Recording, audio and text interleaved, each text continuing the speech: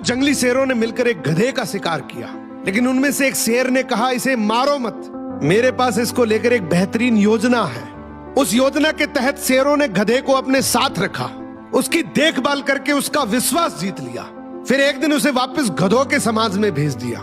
पर इस बार वो गधा एक गधे की तरह नहीं, बल्कि वो एक शेर के समान गधों का राजा बनकर वापस आया था, जिसके पीछे सभी शेरों का साथ था। इसलिए बाकी सारे गधे इससे डरने लगे और उसके खिलाफ बोलने से कतराने लगे।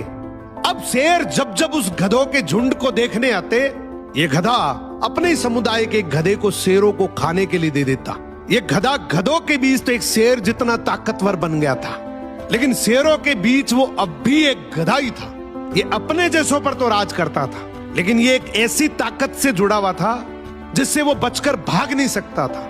इसने हजारों मासूम गधों की कुर्बानी दी, सिर्फ ये सोचकर कि इससे मैं और ज्यादा ताकतवर बन जाऊंगा। एक दिन ऐसा आया कि सभी गधों ने एकजुट होकर उसका विरोध किया और ये ठान लिया कि इस बार शेर जब भी शिकार करने के लिए आएंगे तो हम में से कोई नहीं जाएगा, चाहे उसका परिणाम कुछ भी हो।